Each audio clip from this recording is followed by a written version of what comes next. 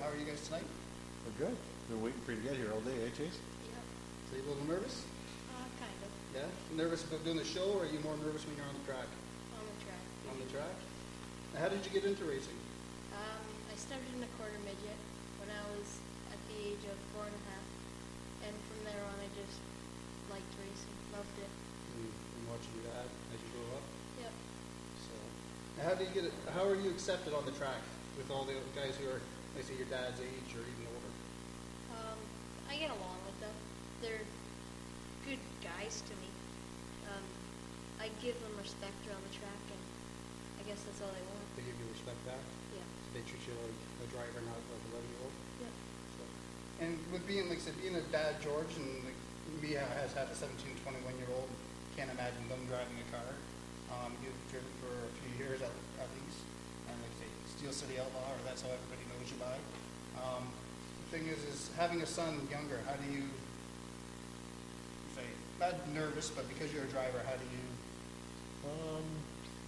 Last year, I think, when I first started seeing him coming into going around the track, and it was all kind of cool, and he was getting faster and faster, and those Outlaw 4-cylinders all of a sudden started coming in real hot, and after he got past, and I could see that he wanted to go a little quicker. I was kind of like on edge, and my buddies that helped me out the car, I was like, all of a sudden you're nervous, eh? So it's kind of, it was nerve-wracking, but I mean, I know now that I know that he knows that the brakes are there, and use them. You know, I didn't have the confidence knowing that he could, you know, use the brake when he needed to use the brake and lift it to make the car turn. And I mean, I watched him in the quarter engine. I see him do it in the car at a slower pace. And as he started to pick up the pace more on that 4-cylinder, you know, he was really getting down a bit. So I think they were into the 16-second mark with them, and you know, seeing it come in hot like that and high revving, it was nerve-wracking for a while. And you know, I guess the more he does it, the more I'm like, I kind of breathe. I can breathe a little bit, right? Different from him playing hockey at the Pee Wee with skates and helmet, right? Yeah, a lot more different than that. So with you being 11 years old, you still have 5 years before you can drive legally on the road.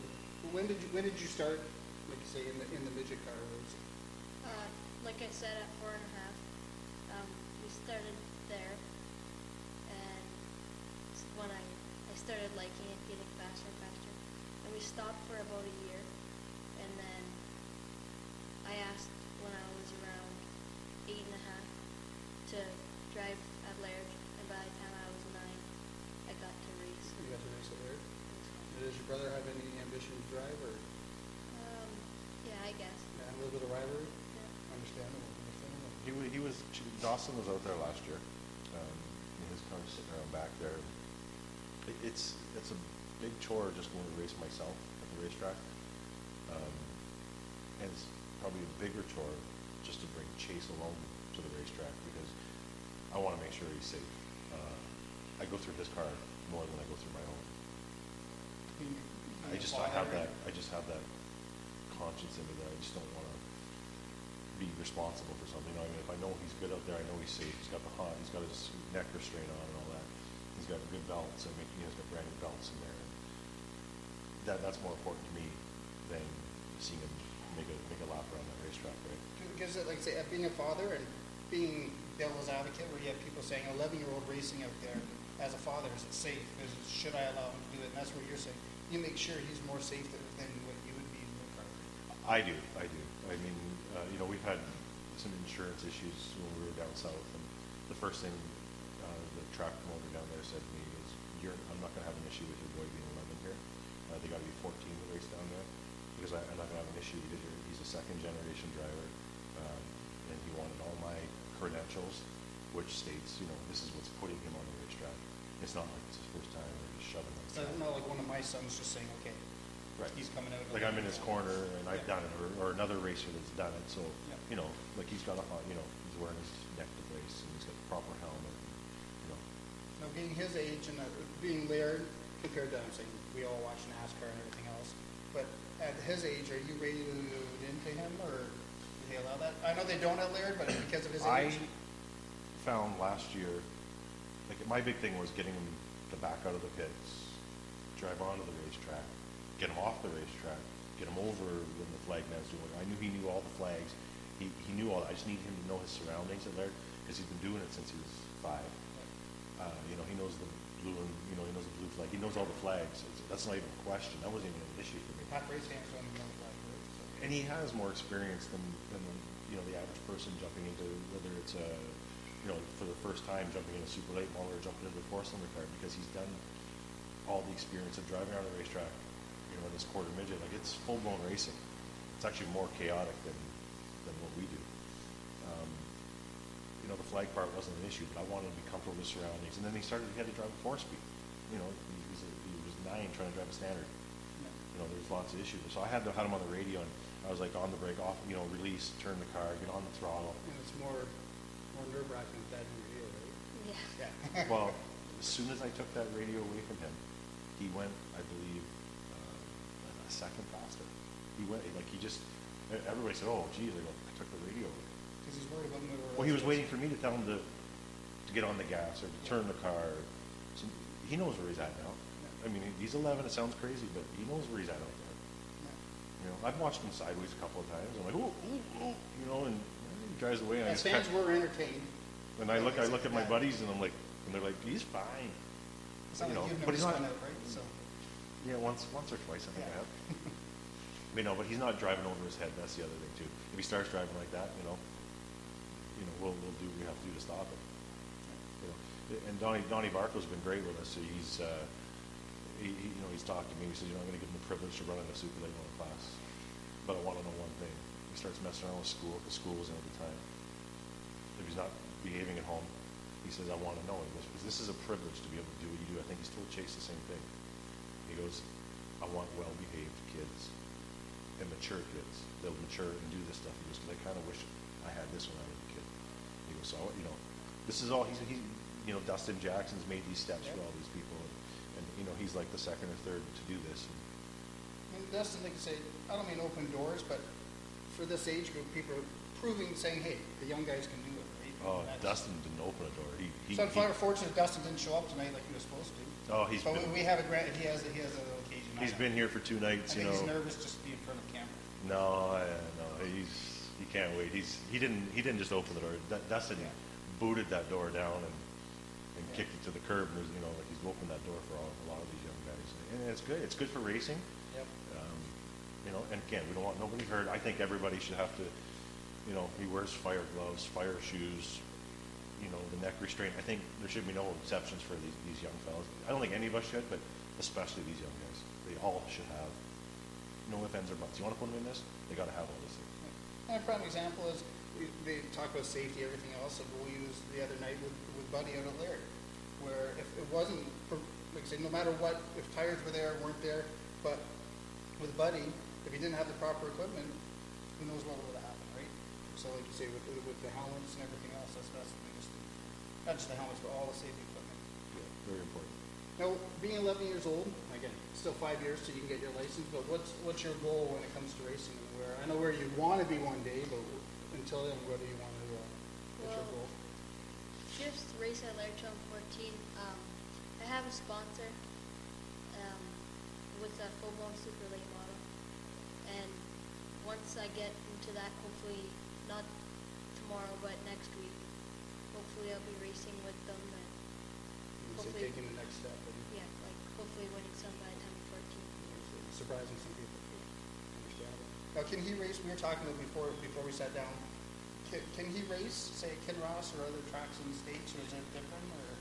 You know, Kinross, I believe, has the same insurance policy as the track in Southern Ontario at Sunset that you know, we're going to get approval for. I know the steps, talking with the promoter down there, that they needed. I know Kinross can do the same thing. Kinross has, I believe, an in-house policy, no late model, unless you're 14 or older, no late model or modified, anybody under 14 years old. So, you know, this car possibly could be converted very quick to a ABC. That class they have, the ABC, which is the factory stock class, it could quickly be converted. So, you know, if I could get him in that, I'd bring him and do him double duty, you know, double the seat time. More experience. Go have fun. Yeah, just let him rip around there, you know. We're not talking about winning. Like he just said, when I'm 14, hopefully I'm winning. that's my thing. I want him to know I'm not pushing him to overdrive, you know, by any means. When he's 14, if he's kicking ass with one of these things, people will know. He doesn't have to do it at 11. And being 11 years old, you got a little sister. How old is your little sister? A year and 4 months. A year and 4 months. She had to crawl before she walked, right? So it's the same as driving. You got to, like I said, you got to crawl before you walk. Yeah. So something more seat time, more everything else is going to give you more experience to kick with the older guys' butts, right? Yep. So He's showing us a lot of smoothness this year, you know, in his line, and he keeps, you know, he's keeping not all over the racetrack. You know, he spun out twice one night. The regular spring, I knew exactly what was wrong with it. You know, we took it off the jack, it bound up, so it unloaded on him twice. yeah, so it happens. It happens no matter. Now we talk, and we were in the conversation. You were in the conversation before we started the interview. It's with Laird. When you go down there, no matter what people say, you bring fans. And with you, the rumor of coming back, is that true? Yeah, I'm coming back. Yeah. It's no big secret. We've just been trying to get things right, get the car together. You know, we've got a motor sitting in the corner garage there for a couple of years, two years now. We bought a $5,000 car. We're going to go out there and show everybody. It's going to be pretty. We do our workmanship to it, but I'm going to show everybody you don't need a big dollar car to win.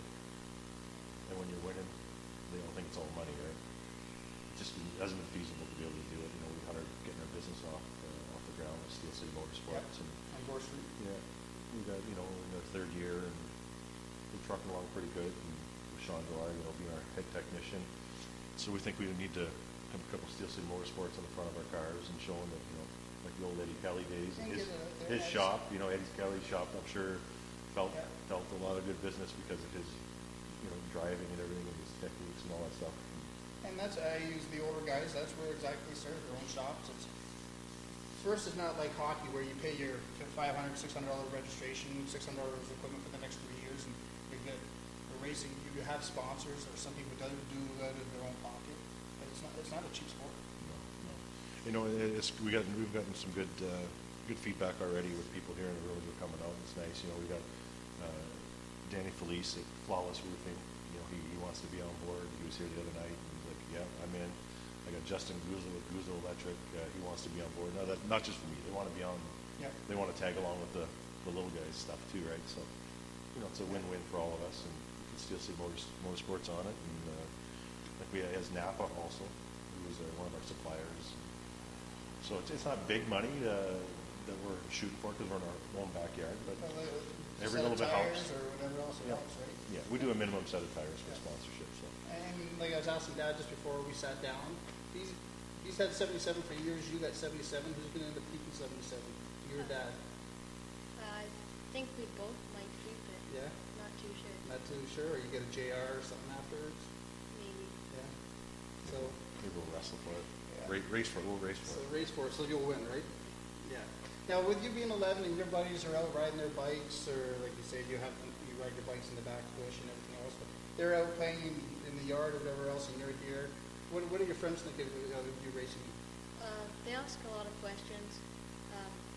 Once in a while, they want to come over and see what it's like and all that stuff. But when they get to come over, they're pretty excited to see all that stuff.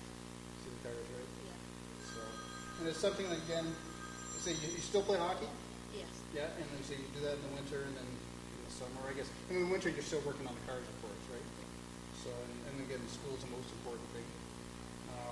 And George, like I say, being a dad, and again, with him being on the track, and school is one of the major things, is like I say, as they move up and a lot more traveling, how does that come into effect? Well, eventually, if he gets lucky enough to get to that level. Well, we'll give him every opportunity if if it's feasible, and if, you know, he's got a sponsor for next week. He's giving him a race car. I mean, it's, you know. Yeah. There's not too many guys in town that. Yeah, this gentleman could probably give anybody this race car. I mean, lots of probably accomplished drivers.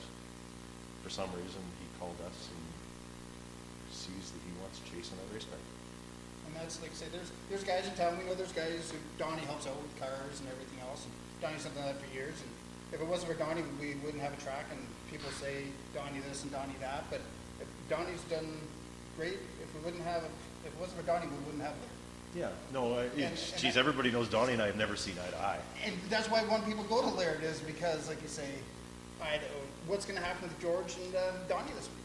So, and that's a controversy. You open up the Sioux Star, or like you say now with Sioux Sports covering racing more, what's happening? What's going to happen like next week? No matter everything, Donnie's probably excited that you're coming back. Well, you know, Donnie drove around a very good car the other night, the last night that they had racing, and he drove around nice and quick. Yeah. I mean, he had to woke up a lot of people. I just smiled at my pals and said, "We're bringing this car up." Yeah. and I hear everybody saying that they don't want Donnie racing. Well, you know what? I want him racing. And that's what I said to before. It's going to suck to have to fix the front end on it all the time, but.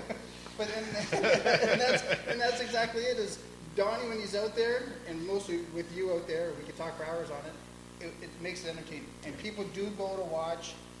I don't want to say the George and Donnie show, but over the years, that's what, like you say, over the years, it hasn't been him and I. It's been him in the pits and I. No, that's what I mean. It hasn't been on track. No, but I just mean it's still because you're at Laird, he still voices his opinion.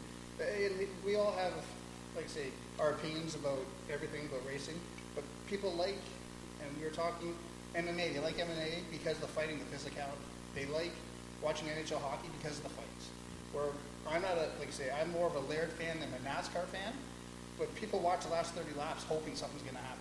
So it's the same as at Laird is what's happening this week with Donnie and George in the pits.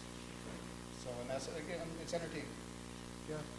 We got to teach some that's going to be toned down, but I mean, my intensity still be there. I'm sure as soon as I put my helmet on, all the oxygen won't be getting in, but I got a set You think example. after you dad? I'll try. Try? I don't know if you want to. If he's fixing the cars, he can. Yeah, exactly. But you got to teach these guys the right thing too, right? And there's proper etiquette. That's golf, but I mean, there's proper ways to behave, and you can't be yelling, screaming to get your way out there. Give a little, get a little. I think, and that seems to be working with Donnie and myself, being able to communicate, and what better way to get my attention than to let my boys come and race at the racetrack, and driving. You can say what you want about Donnie, but driving, hours to race. I've done it 1,600 kilometer round trips. I know guys that are doing it now. They can say what they want. It's tough. If you stay in your own backyard and enjoy your racing and be able to, pick and choose when you want to those other races, that's great. But it's nice to have a track and go back in. And that's what make a comment now with social media, and like you said about last year you raced Oscar or 2 years ago? Not this year, last year. But like you say, now Donnie's saying he's going to give start money, and you're saying that Oscar didn't even offer that. So is that huge for Laird? Like, people don't even know what they got. Again, I'm not a Donnie Barker lover, but you don't know what you got. I traveled 1,600 kilometers round trip with one of these super late models, and I got 0 to travel, and I got paid wherever I finished. That was it. your hotels, and your cost on top of that. I'm saying what you had to pay in your own pocket. Everything. So this here, at least it's paying for the gates to get in. We would go down there, honestly, in a super late model, and they'd have 24 cars, and they would pay $2,200 to win. I mean, there's bigger revenue for 24 cars, big show, promoters pay for everything. So they offered $2,200. Well, I'll tell you what, set of tires, fuel, travel, I'm easily $1,200 round trip. So what I got left over? So I'd rather stay home. I hear Donnie's going to be giving purses $1,000, $1,200, maybe even more, maybe $1,500. He used to do that years ago, and it was successful. Maybe he'll start popping the purse up. And that's where, as a fan and knowing other families, I go down, and they say we don't go down because they have 2 heats. It's the same drivers. So there's nothing wrong, but you see Chase race twice in a race, right? And then you see him in the feature, where they're going, we're seeing the same cars all the time. So now with more cars, hopefully because of start money, it brings out more cars, and even for you to learn, right? Yeah. Having racing against different guys. You say start money. There's always start money. Donnie always pays start money. But I mean now a little bit more, right? Yeah. Well, if you want to even just take, I got a buddy that's racing Oscar. I made lots of friends down there, and I just sent him a message. I'm like, dude, you got to come. I'm sure he's paying. What do you say he's going to pay these guys? 150, I think. Any out-of-town car, $150. That's absurd. Like, I think start money is $200 for a late model. You're gonna get 150 to show up, plus your winnings. That's. It's okay. I remember four cylinders when we first started, got a trophy. I don't think those guys were getting $40. Thanks. He's now paying them start or finish $75 each. And if you're from Sioux, Michigan, let's say, and you come here, you're going to get $75 to start in a 4-cylinder. With all due respect, it doesn't matter what class it is. $75 to start and $150 to come. That's $225. How can they not come? Covers your gas, your bridge fare. They're putting $100 minimum in their pocket. Yep. To come and have fun. You can't go to a go-kart track; it costs you money. And we'll bring more fans because there'll be more competition for you, but again, for you to learn, right?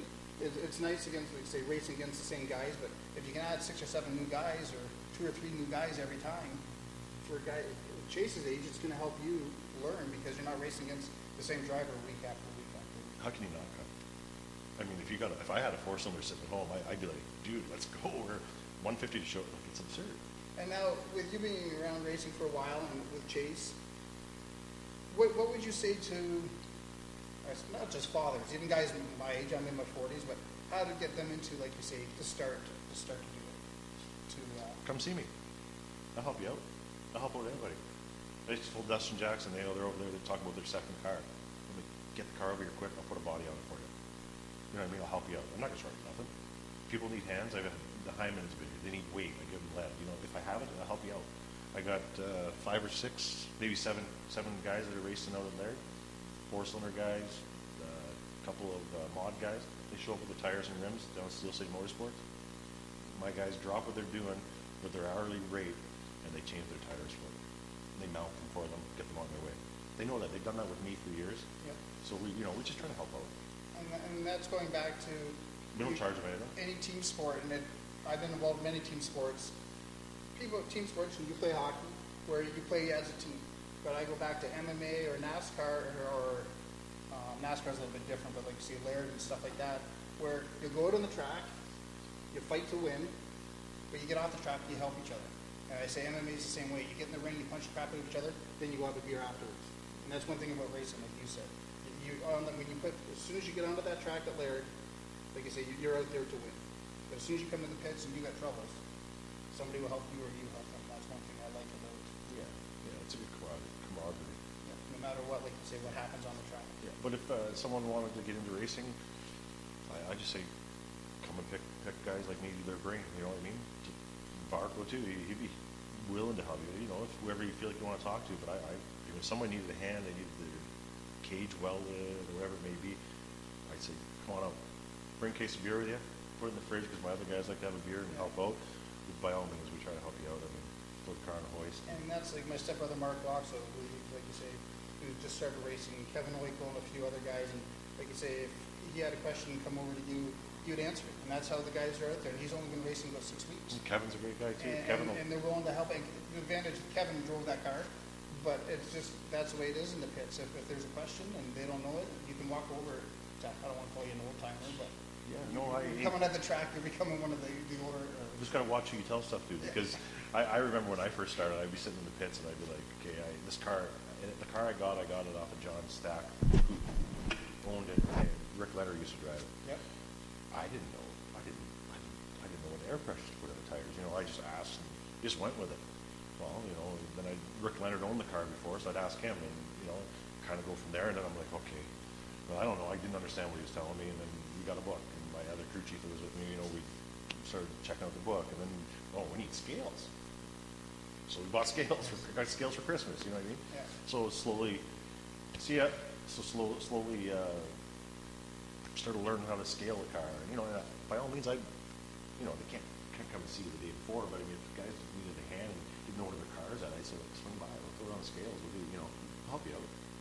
I won't physically do it all. I'll make them get dirty too, get it up and teach you how to do it, yeah. And that's how you do it, right? You work on the car, it's not just bad. Yeah. You're working on the car to learn what you're driving, right? Yeah, exactly.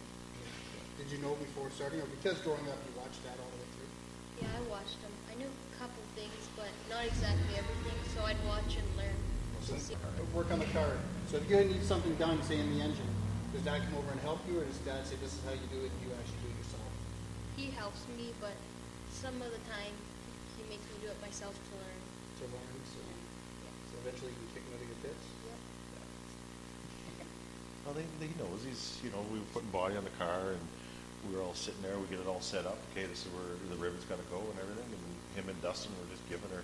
Jerry and I, helped one of my pit crew guys kick back, and he says, you know what? I remember we used to do this all ourselves, and pumping hand rivets, and doing it all.